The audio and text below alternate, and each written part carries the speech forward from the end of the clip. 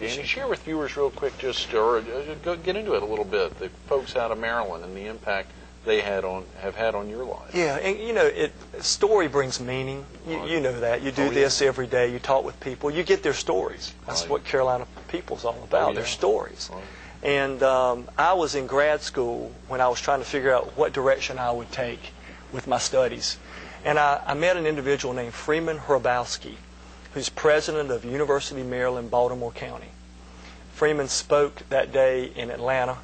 I was just completely taken by his story, by the passion he had. And so I went up to him afterwards and shook his hand in a long line and shook his hand and asked him, could I please come and start my paper by just interviewing him in Baltimore. And he let me fly up 2 weeks later. Wow. And I had a chance to spend some time with him. Freeman, when he was 12 years old, was in jail with Martin Luther King in the Birmingham jail. At age 12? At 12. Wow. And he sat and watched King struggle in that jail cell. And his love for his people, really inspired him to that day make a commitment that he was going to do something, special. He wanted to do something like King had done. So he went to college, finished his PhD when he was 24 years old in statistics. Wow. He was somewhat of a prodigy. Yeah. And in grad school, he never saw a black man in his classes, and it bothered him because he thought, here I am, I'm excelling, I've got a life to give, I've got a brain to use, I can do something special, and I don't see anyone, with me, my people. So he gave himself to higher education, and he ended up at the institution UMBC, University of Maryland, Baltimore County. And he began to talk about the plight of the black man and how he cared deeply about opportunities and opening up opportunities, how much he believed in them. So there was a white couple, Bob and Jane Meyerhoff, in the Baltimore area, who was extremely interested in the plight of the black man. They were at a reception with someone, and they said, have you talked with Freeman Hrabowski? And he said, no, I haven't met him yet. So they met 2 weeks later. They spent 3 hours in a room and decided that they were going to do something about this issue that deeply concerned them both. Bob and Jane gave Freeman $15 million. Oh, Lord, what year was this? I mean, this would have been probably 93. Wow, 94 15 years ago, yeah. And that pretty much endowed the program and gave Freeman the opportunity to go out across the nation and recruit the very best black talent the nation had to offer. Mm-hmm. He brought them to UMBC, put them through a boot camp where he taught about studying and about ethics, about how important it was to stand up, to do the best you can. And 15 years later, they've produced hundreds of students that have gone to MIT, Harvard, around the world, the best black scientists and engineers this nation has produced. It has been an incredible success, and I would attribute it all to his incredible passion and Bob and Jane Meyerhoff's gift to make that happen. So it's a wonderful story about what Freeman has done. Would you want me to share? Yeah, we've got about 7 or 8 minutes. Absolutely. Great. Yeah. Well, I really respect Freeman greatly. I'm not sure if there's a person who's any more talented or compassionate about higher education in the world. And so I've followed him and I've stayed with him and grown a great friendship. And I went up to be with him recently. And I said, Freeman, after all that you have done nationally to create this incredibly powerful program, what is the one thing that you can look back to and say, that made it worth it? And he told me that he was sitting in his office one day and that Bob Meyerhoff had called him. He said that Bob had taken Jane to Johns Hopkins, his wife. She had a terminal illness. They were trying to keep her comfortable. They were trying to tend to her in her dying days. And that Bob said he was watching the nurses and others take care of her. And he looked around, and through the door came a tall, black, slender man. He said at first he thought he was an assistant, but then he noticed that he was the go-to man, that everybody was coming to him as the lead doctor. So that triggered Bob's curiosity because of his interest. As he watched him tend to his wife, he pulled away as he walked away to say, I wanted to introduce myself to him. I want to know who you are. Right. And he walked up to him and he said, son, he said, and the guy stopped him and he said, sir, you don't have to introduce yourself. He said, I'm a Meyerhoff scholar. You're Bob Meyerhoff.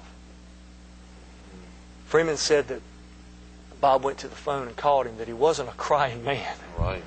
But that he was crying on the other end of the phone, and just said to him, he said, Freeman, when you talked to us with your passion about this program, you said that we would help people for generations to come that we would never know.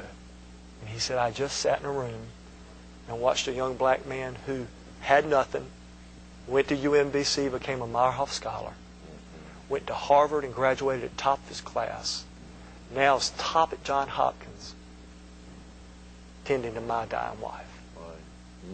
You know, the truth is, I really do believe, Greg, that that's philanthropy. Yes, yeah. I mean, that's the core and heart of what makes us Americans, I think.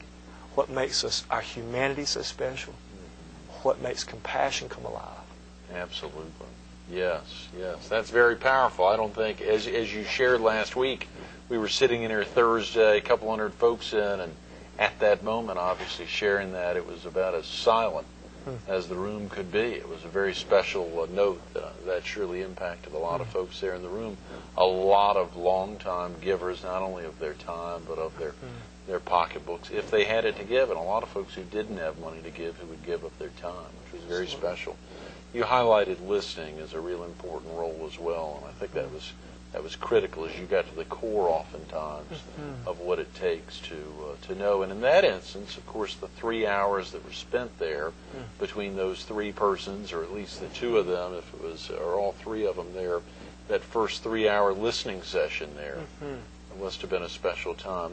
Tie in listening. You got a couple of minutes there. How does listening tie into what you do? Well, in my study that I did, transformational leadership became the focus, which means you don't just do something for yourself. We do something together, put it together, and make something better for the world. It becomes fused in meaning. And so when I started looking at these top leaders in higher education, John Castine, Gordon Gee, who's at Ohio State University, spent a lot of time with Gordon, I started to notice that what they were focused on with donors or people that they were speaking with was, what is their passion? Not exactly what I've got to say, not exactly how much I know, but can I learn from you what it is that really, really you have a passion about? And I think listening becomes the threshold to the door to understand how people tick and what they really love. Now listen, if you're going to give $1 million, are you going to do it for something that you're not absolutely 150% passionate about? No. So it's important, not just for $1 million, for nothing, to listen to people and value them. And listening becomes, I think, an important tool in helping lead people to make the investments to change the world. Absolutely. I've heard Brad Dean share that so many times that he's probably picked it up from somebody, but let's give him credit for it. That idea of we've got 2 ears and 1 mouth for a reason. Should listen twice as much as we speak. And it's a great point when you think about someone sitting there not knowing that a couple would give him $15 million, but listen to what really meant a lot to him. I think he really wanted to change something. Right. And I think he really believed Freeman could do it.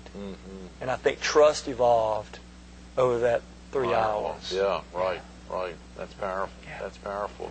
You know, in the driving force for you, did you find over the course of that getting your doctorate that it really helped to define even better what you'd been doing for 20 plus years at that point when you began your doctorate? Absolutely. So many people get their PhD early on. Right. And I was older going back. Which is great. Yeah. But I really felt like, not to say there's a way to do it, but pouring knowledge over application was a very, very strong way for me to solidify how to do this work and what's most important. And then watching people who were mentors and who were respected nationally, who raised billions of dollars a year, to come out with something as simple as listening and understanding the meaning of people's stories and connecting them with the needs of an institution. that place is where great gifts happen. Right. And it transforms people's lives. And you're seeing that, obviously, at Coastal Carolina University. You've seen tremendous gifts that had never been attained, not only prior to your service, prior to Dr. Engels, the later part of his tenure, of course, Dr. DeCenzo, coming on so strong, Absolutely. Dr. Dyer, a lot of doctors here. Yeah. Of course, all you guys are comfortable with just using Eddie or David or Danny or even Ron there, and unlike the medical doctors who obviously have gotten used to that, but it is special to be able to see some of the magnificent changes there. I remember the big day out there, Brooks Stadium, the naming day, and Bob and everyone real casual up there, and Bonnie Bell and Tammy, the whole crew, and then to see Bob head down there, I think with Bonnie Bell even down to the field, and it was a precious moment. Special, it really was. As you start naming people and you miss folks. So, but I have to say that one of the things that we really wanted to do, so many have been committed to in the area. Mike Gerald and others, we're trying to build a culture of higher expectations, a philanthropic culture where people understand the meaning of doing that. So, when you start thinking about Bob Brooks, and bless him, what a great man he was. He cared deeply about it. It was his own backyard. He wanted to come back and raise up something that would help his university and his people. It was Nelson Mary Emily Jackson, who just wanted to touch young people and help them see what's right and wrong. It was Brenda Spadoni, who's affected half the teachers in Horry County by naming the Spadoni College of Education. On and on I could go over into individuals who have selflessly given up their material things. I mean, they're doing fine, I know, but they've hurt in their giving to make big gifts, to make transforming things happen at an institution.